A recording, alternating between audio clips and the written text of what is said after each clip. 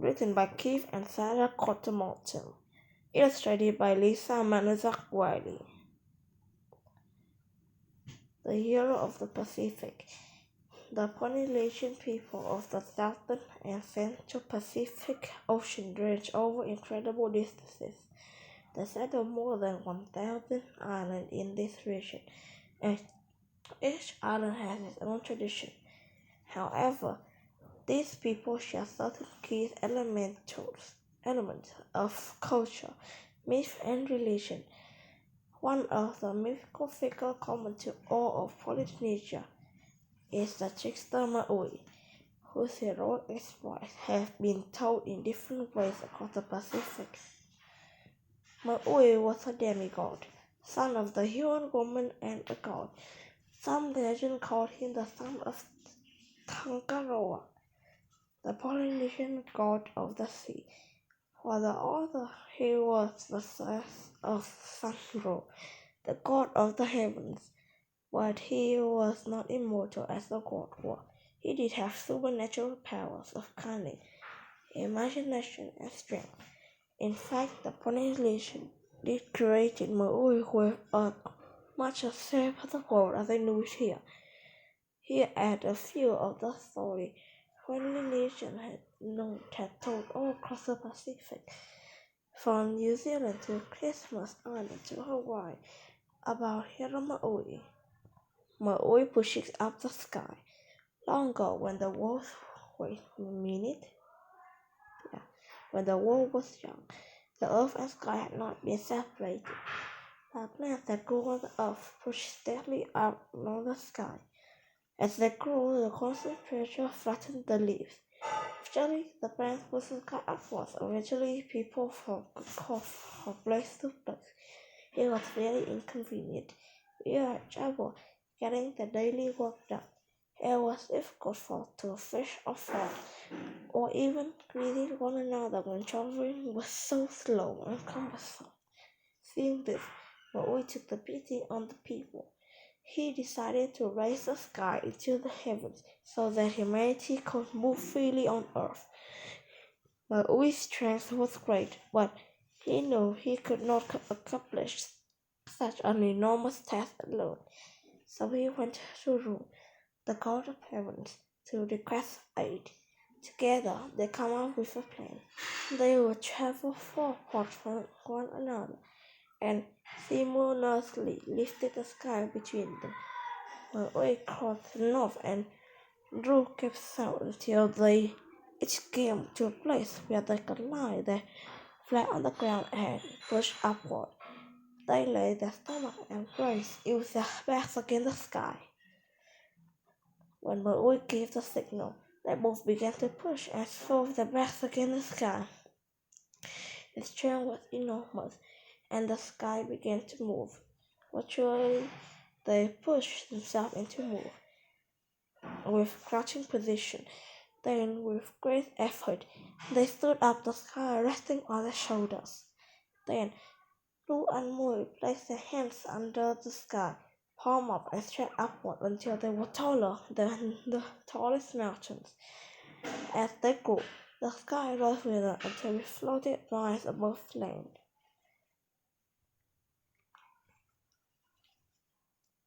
Ru and Maui were delighted to see that their plan was strong.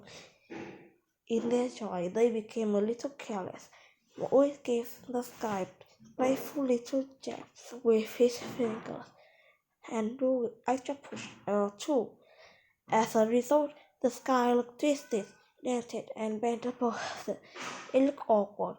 During that accomplishment, it would be perfect. The two decided that they would move the sky.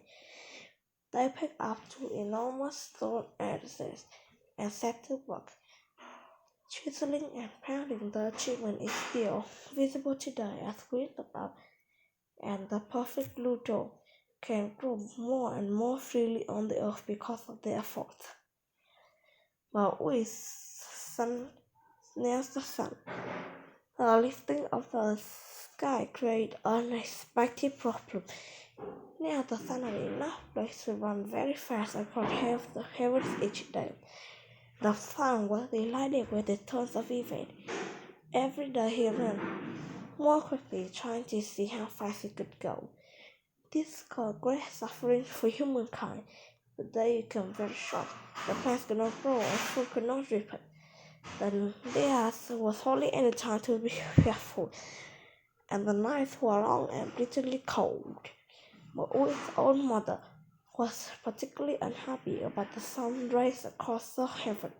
Each day got his piece into her work, so it was Maui's mother asked to make a curve and made her by shipping bark from 3 pounds to a group. Then the spreading pop chives into the sheet. However, the days were so short she could not dry the sheet of the woodpile. There was never enough cotton for everyone wanted. People complained, and Maui's mother begged Maui to help her. Maui moved his mother's life, promised to do what he could. He decided to study the sun's journey to find out how to force the sun to slow down. Maui climbed to the top of the large mountain and watched the sun as it raced by one day. He noticed that the sun had 16 legs, which allowed him to move very quickly. Maui returned to his mother and told, "I know what to do. The sun has 16 legs. I will need to snare them in order to capture him. But I do not know of the snare that is strong enough to hold him."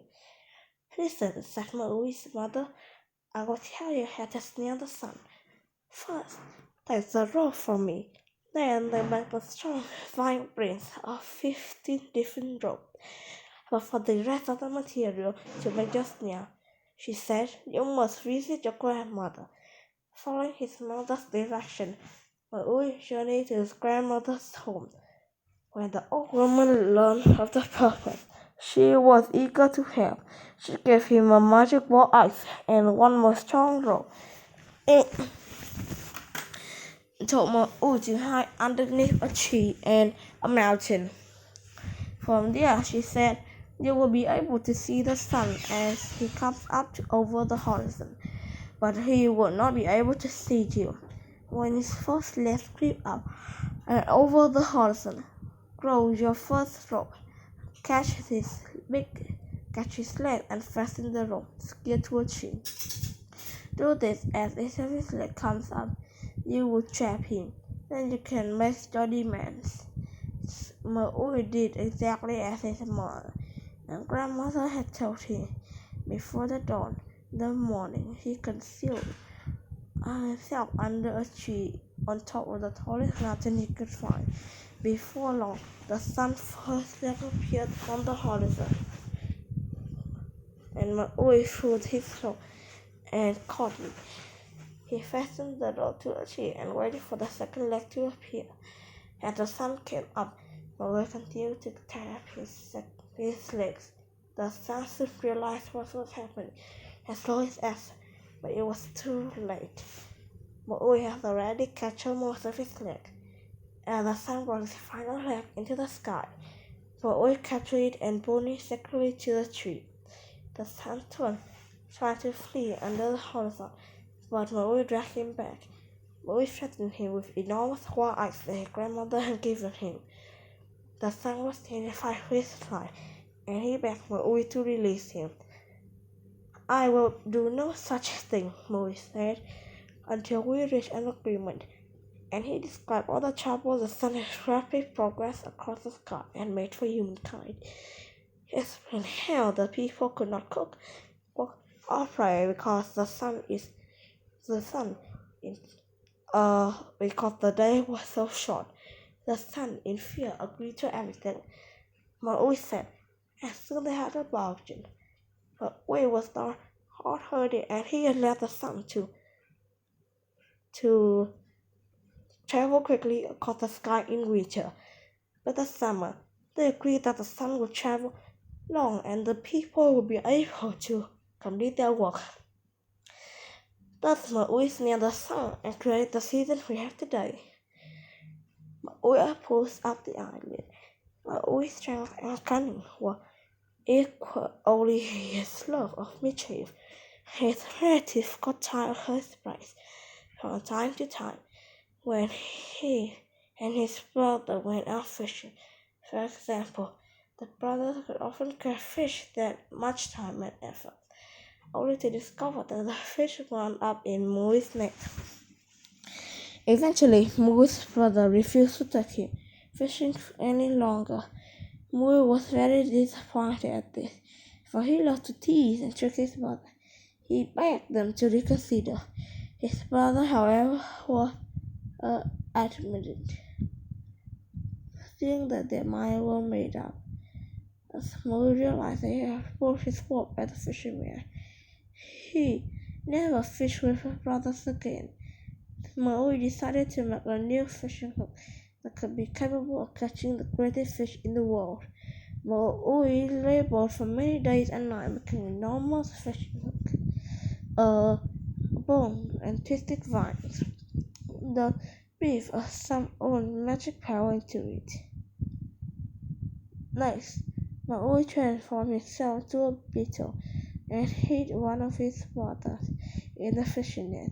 As soon as they all fall into the sea, Maui changed to its proper shape, sitting among the fish on the bottom of the canoe. He smiled at the astonishing brother. Yet they were not pleased, but cajoled them all staying out of the fish ground. He promised that they would marvel. If you take me far out to the deepest part of the ocean, Maui said, I will show you the greatest fish in the sea. His brother grumbled rather than endure Maui's argument, but they decided to grant his request. Today they paddled to the farthest fishing ground in the deepest part of the ocean. Maui cast out his magic hook and fishing line, and commanded his brother to watch for the marvelous fish he had ever seen. The line flashed down from the sea. For a long time, nothing happened. Then all of a sudden, there was an enormous pull on the fishing line. Maui struck the sea with both hands. Paddle, he cried his brother. Keep the line taut. We will bring in this great fish together. Maui's brothers sprang into action. Paddling with all their might, they were also eager to see what they had caught. It certainly was a heavy fish. The brothers found that the strength of the oar was scarcely enough to keep the canoe moving. Manually pulled, and his brother paddled what seemed like centuries. Finally, all they could hear was something splashing up through the waves. Behind the canoe, Maui's mother glanced back, easily curious to see what they had caught. Then he screamed, horrified for what he was. An enormous green piece of land of an island. Surfing behind them, caught fast, monstrous fish that about to devour them. The brother paddled frantically to get away from the island and he rose from the sea. Maui gave one final, enormous heave and it caught the line free, settling that the island had into place. Suddenly, the brothers found that they were paddling in shallow next to a beach. Exhausted, they rested to the oar and looked up fearfully at the island. In wonder, they saw the island already had people on it. Smoke rose from fire, and little houses could be seen near the beach. Maui defeated. Maui gave humankind many gifts, but there was one boon he was not able to grant humankind, the gift of immortality. Maui believed that it was not right that the people of Polynesia should die. He wished for humanity to live forever, as the god did. He decided to attempt to steal the secret of immortality from Hine. She was a goddess who kept the secret to immortal life in her heart. Maui was still that the only way to steal the secret is to steal the Hine's heart. Gathering his courage, Maui approached Hine stealthily while she was sleeping. She dived into her open mouth with his spear in his hand. He found Hine's heart and nearly escaped with it, but Hine woke and just as he was trying to come out of his mouth again, realizing something was amiss. He caught Mary and killed him between her teeth. But Will was not successful in giving humanity the gift of eternal life.